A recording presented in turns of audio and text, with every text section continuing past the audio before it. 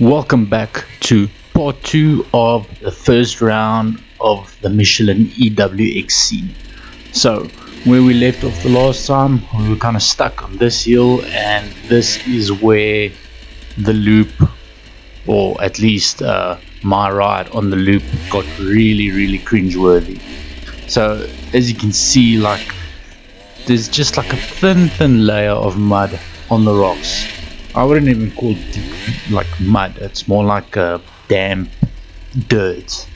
And yeah, obviously, as you can see, if you don't have momentum and you ride like a total noob, you're in for a pretty bad time. So I'm just gonna keep quiet for a moment and let you guys enjoy the cringe.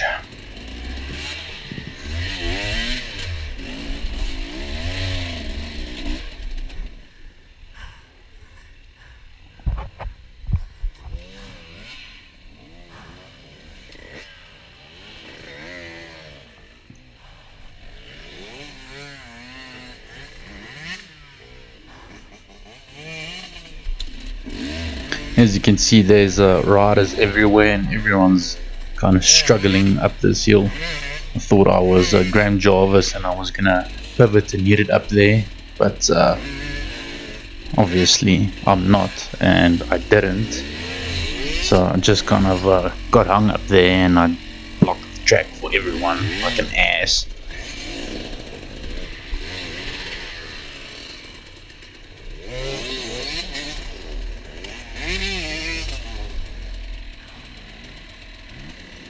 But you know, you at least have to try it a couple of times before you admit defeat, and that's definitely what I tried to do. So obviously eventually I moved off to the side, and I think, you know, if I properly weighted both of my foot pegs and got my timing right on the throttle and the clutch control, I would have gotten up there. But would have, could have, should have, and it's easy, you know, to watch back after the fact and think what I did wrong or see what I did wrong. But in the moment, like this point specifically in the race, hey, what's up, Zane? His bike is like seriously overheating. Yeah, he had a lot of issues with that, and he had to constantly stop and take a break to wait for his bike to cool down.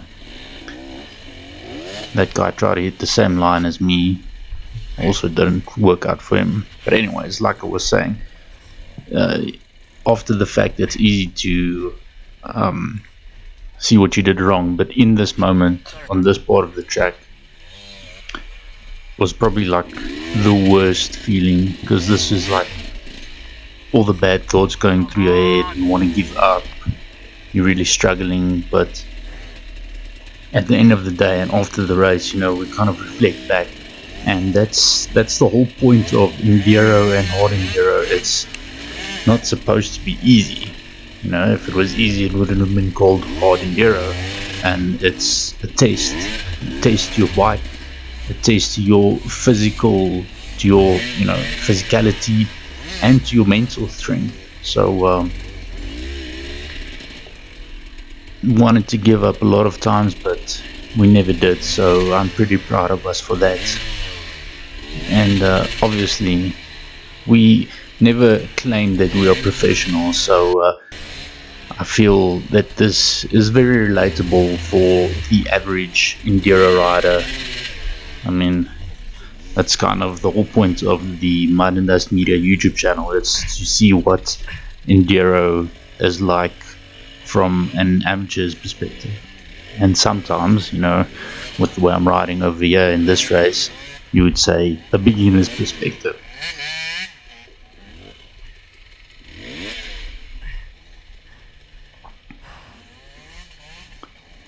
Anyway, so over here I just kind of waited for the guys to just get past me. I don't want to like hold up everyone because I was struggling. And with that guy passed, I just kind of waited my turn there, Unfortunately, I blocked the track a little bit over there.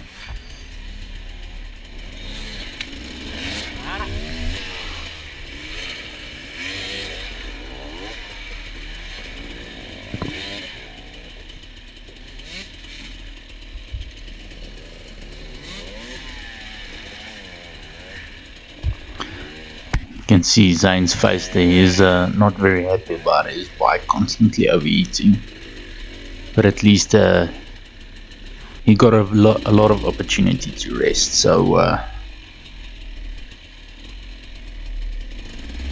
it's not all that bad. And over here I just kind of decided, you know, seeing as there's a lot of traffic in front of me and I know I was continuously gonna get stuck on my own and behind other riders, so I just decided to take a breather, stretch my arms a little bit because they were killing me, and just kind of wait for the traffic to clear up a bit. There's no use in, you know, unnecessarily applying extra pressure.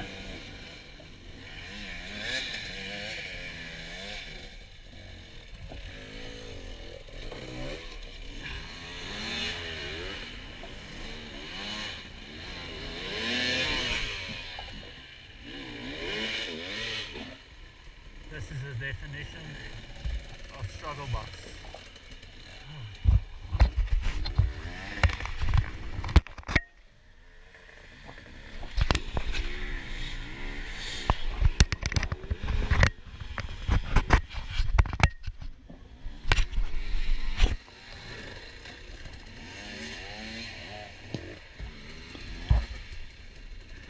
And I'm sorry to all plant lovers out there, but yeah, that branch was in my way and I was not in the mood for it to just annoy me, so just broke it off. Sorry.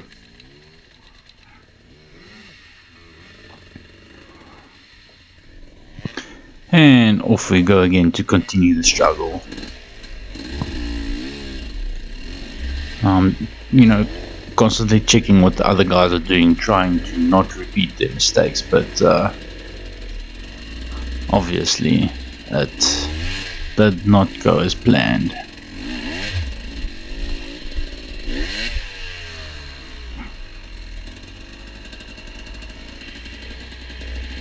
So one thing that another rider that was also at the race, he watched my previous video, the part 1 of the race, and he actually told me that I should move my bars a little bit further back, and it makes sense because as you can see my bars are tilted pretty far forward, and that's what's contributing to a lot of fatigue in my arms. So with the next maintenance cycle due on my bike, I am well, by the time you watch this video I've already adjusted the handlebars, so with the next videos that come out after this, we'll see if the configuration change on the handlebars have made an improvement.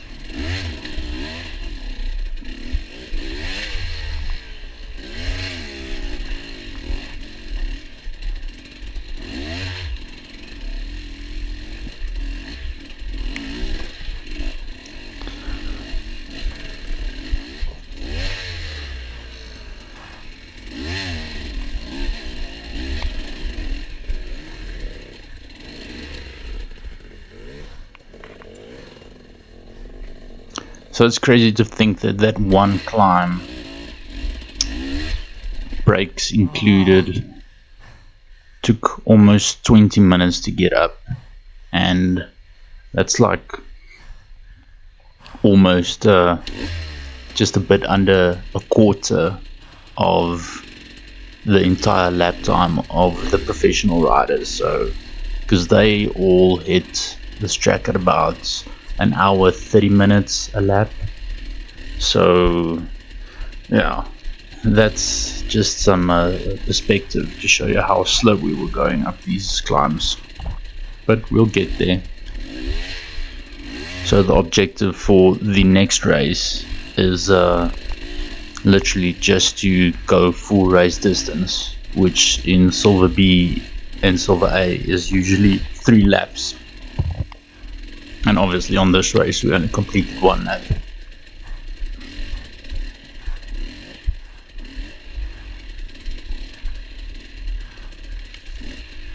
And as I said in the previous video, I have some fresh batteries for the GoPro on the way, so with the next race I should not have the issue of running out of battery for the GoPro. So next time you'll at least see 1 full loop.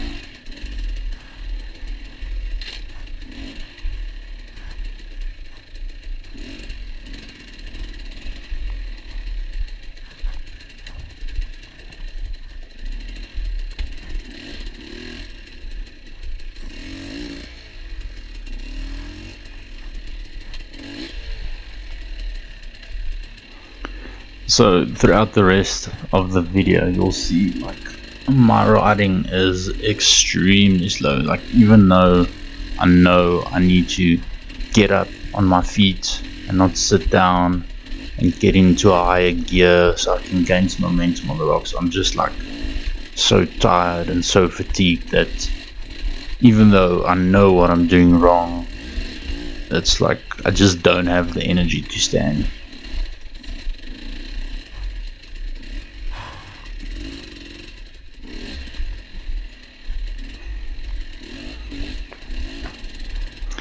Guys, come on, don't park in the middle of the trail. Pull off to the side, like there's a clearing. Pull off to the side. Obviously, you know, to me it does not make such a big difference because I had to stop here to take a wee anyway. So, but if, you know, one of the faster riders on their second or third lap had to come through there, it seriously hinders them.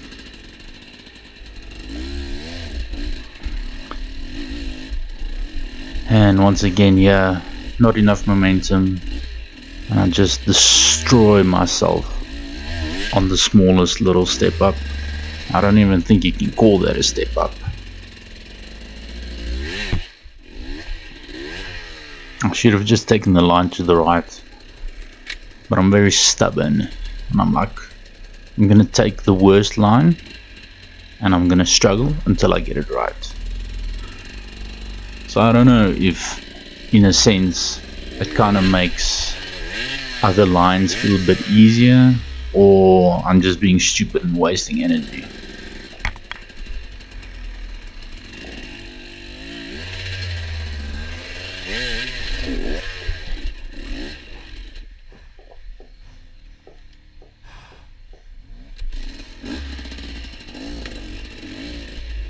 See, look at that guy sitting on the side of the trail, not in anyone's way. Kudos to you, man.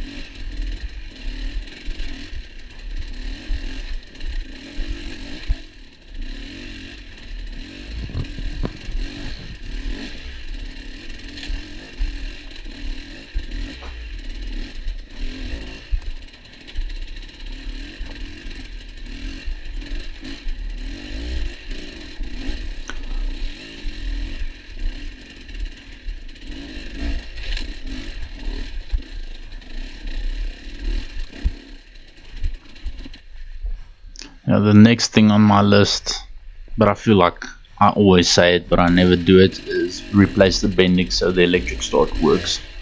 I actually don't mind kickstarting the bike. It's just every now and then, you know, you find yourself in a bad position where you can't really kickstart. That's like the only time where it's fairly inconvenient, but all the other times I stall the bike, it's frustrating, but I'm so used to kickstarting the bike, so it doesn't really bother me. I get more frustrated with stalling than actually having to kickstart.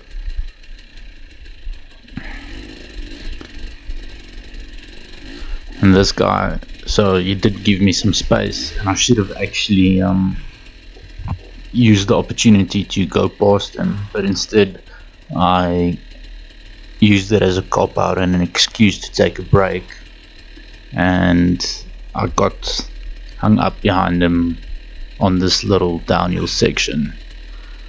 And even as we just started going down this section, I knew in my mind, I'm like, I should have passed him. And you know, going so slowly down these hills, like, it just kills my shoulders and my arms. But anyway, hindsight is 2020.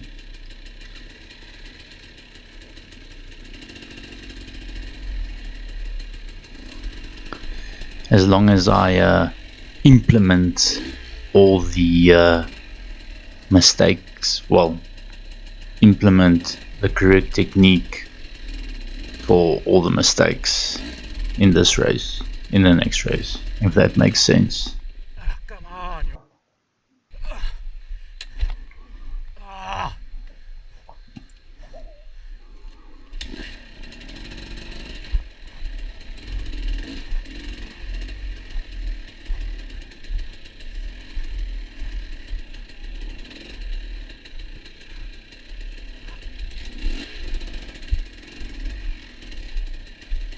I would really like to go back to this track sometime and just kind of go through it again.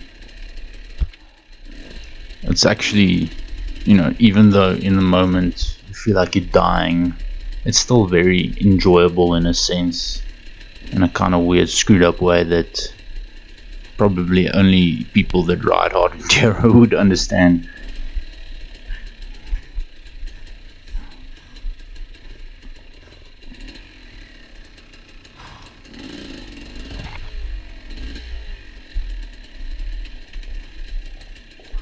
And over here there's a nice little flat section, so I just stopped to have a break, and with the break Zane caught up and we had a bit of a chat, cried about how miserable we were, and then we continued on. We should probably stop less, that would help. Over here we almost went in the wrong direction.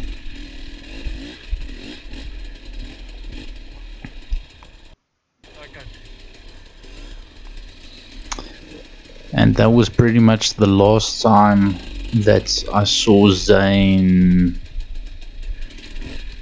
until like the last 2 kilometers of the track.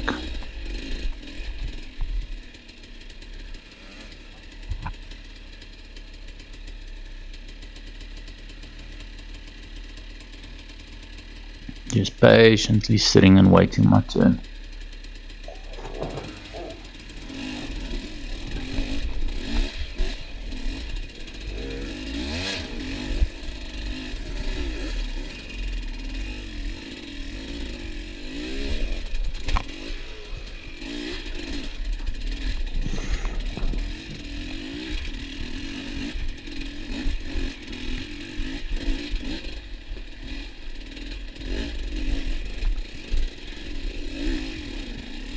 And I just got hung up on like the most stupid little things, but it's all just down to momentum. I need to go faster, man.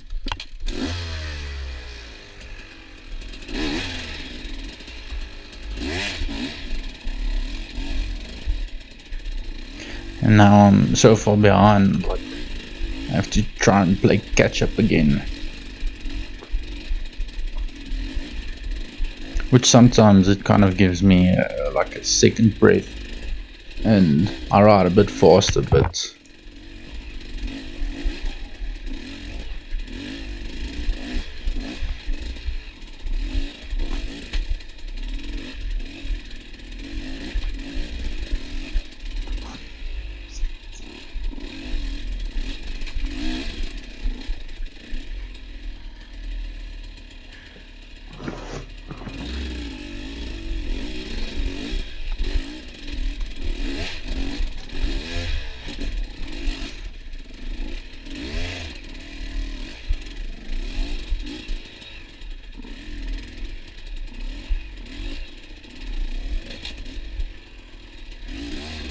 least this section didn't go too badly. And this was pretty nice. It was all fairly flat. Nothing too crazy, but like just as you kind of get used to the flat terrain again, then you just drive like straight into gnarly stuff.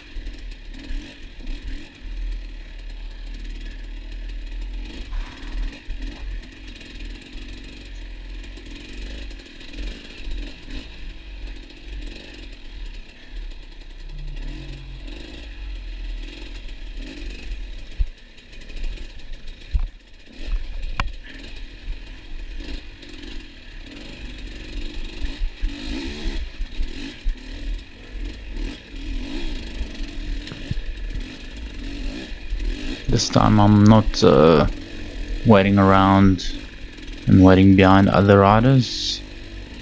They get out of the way, I just go past, which is obviously the wise thing to do.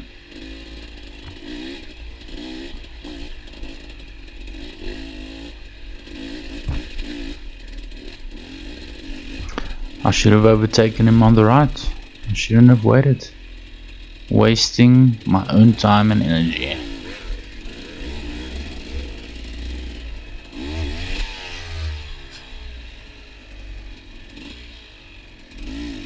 And that climb went fairly well.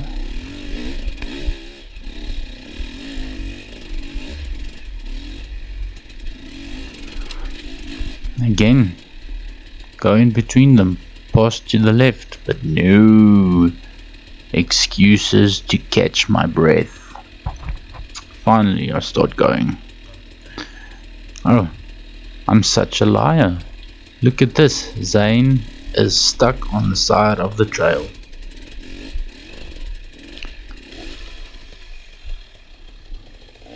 So I'm pretty much gonna repeat his mistake.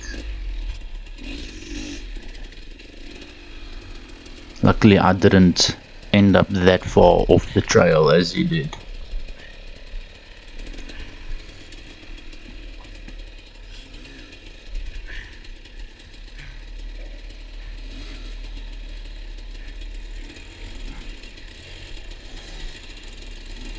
Waiting around too long.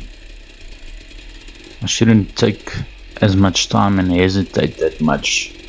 You know, just hit it, pop the clutch, bang it up there and get it over with. And that's where my hesitation gets me, in a bad spot.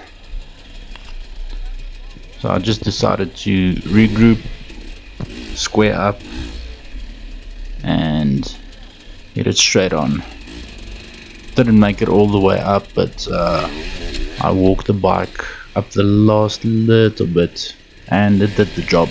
It's not ideal, but in the situation it was about the only thing that I could do.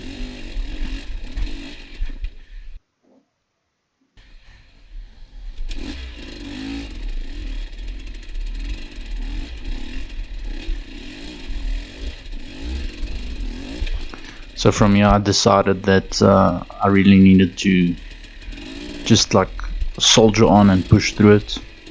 I did like stop and just kind of catch my breath again every now and then, but for the most part through this section I just kind of tried to just like work through it.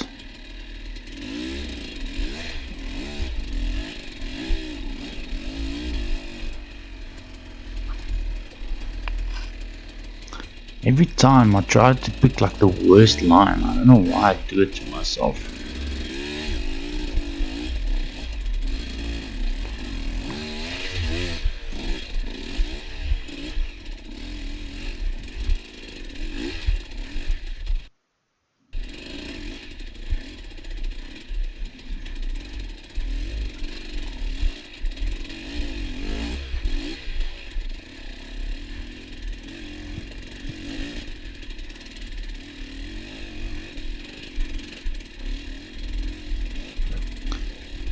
If anyone's still watching, well, half of you are probably asleep by now from this slow pace. But I really appreciate you guys watching the videos, and if you guys haven't yet, please consider subscribing for whatever reason it might be. If my videos are relatable because you're also amateur, if you enjoy watching me struggle, whatever the reason, hit that subscribe button.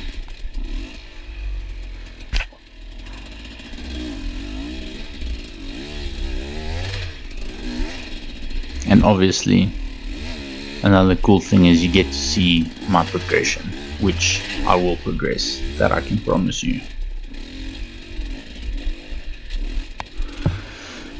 And over here I decided to take another break, and being tired, this happened. I forgot to switch on the camera again. So this is about probably another 2 kilometers further, and I realized the camera was never on, so I stopped to just switch it back on.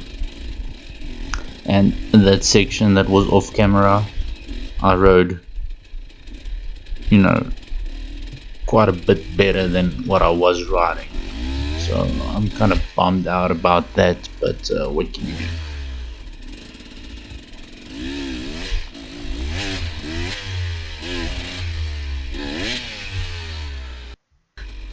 At least now you guys can get to watch me struggle some more. Who wants to see someone ride well?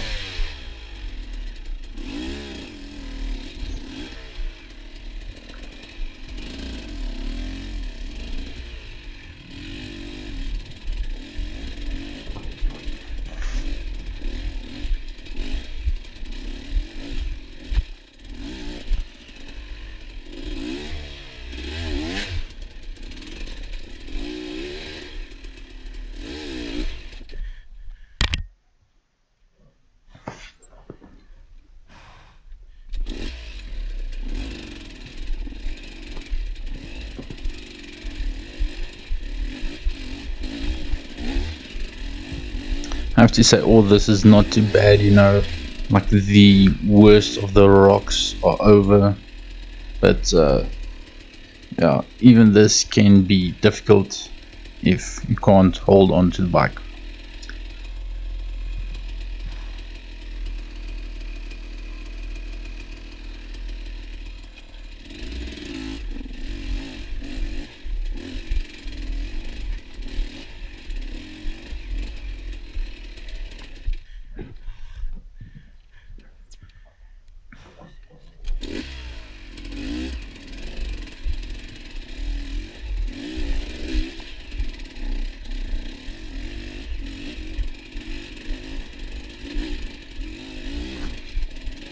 Hey, for once I didn't get stuck. It's unbelievable. See, I told you guys that I was gonna progress.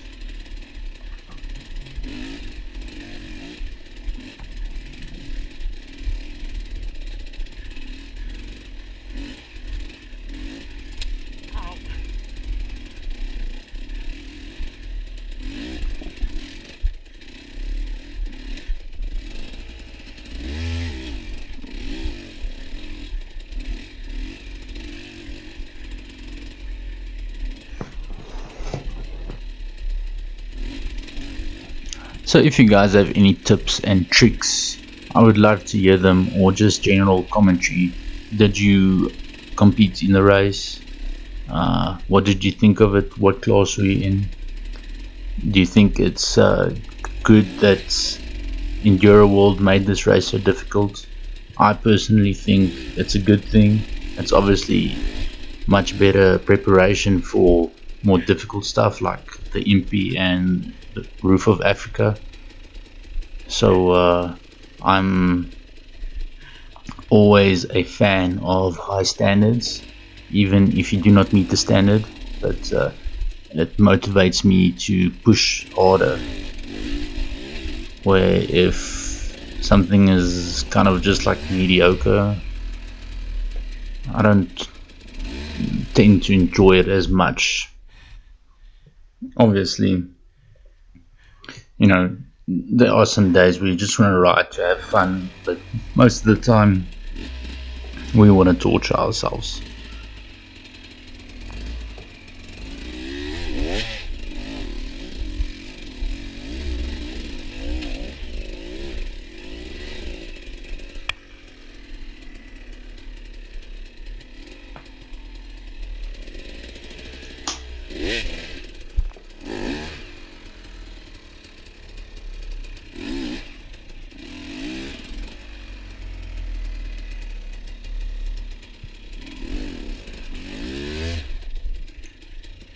Too many brakes.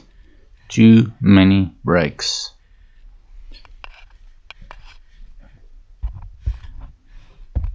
Yeah.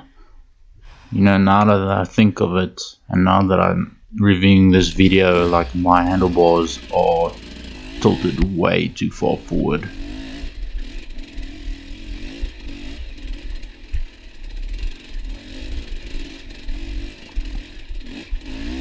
So I've got a couple of awesome stuff coming up for the bike, and some awesome packages coming in that should be in a video pretty soon. If you guys follow me on social media, you'll probably see it on there before I post the video. But yeah, as always, doing some things to the bike and getting my hands on some pretty cool products.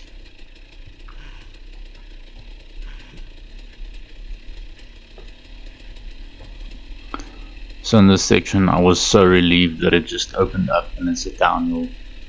So I literally just like cruised down here one-handed, alternating with which hand I held onto the handlebars just to kind of let my arms relax a bit.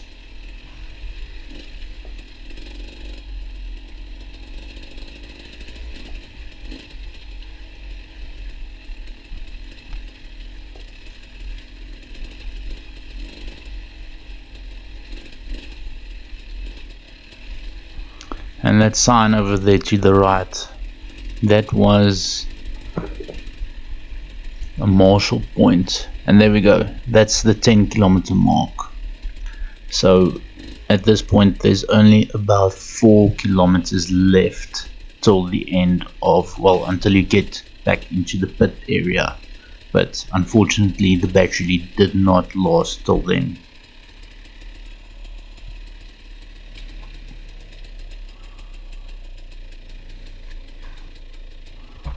So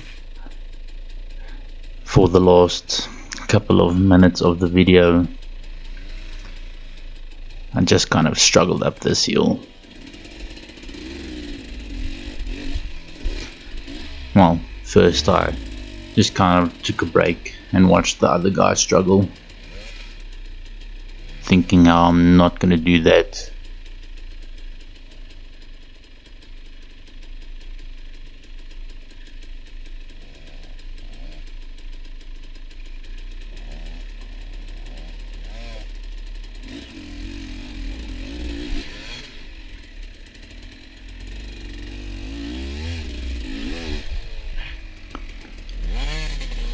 So like I said before, if you guys enjoyed the video, hit the like button, hit subscribe if you haven't already, and drop a comment below to tell me if you rode the race, and if you did, how did you experience it. It would be cool kind of to share some other people's experiences, and I'm looking forward to showing you guys some more footage of how we progress. Thank you for watching, and peace out. And as always, keep ripping.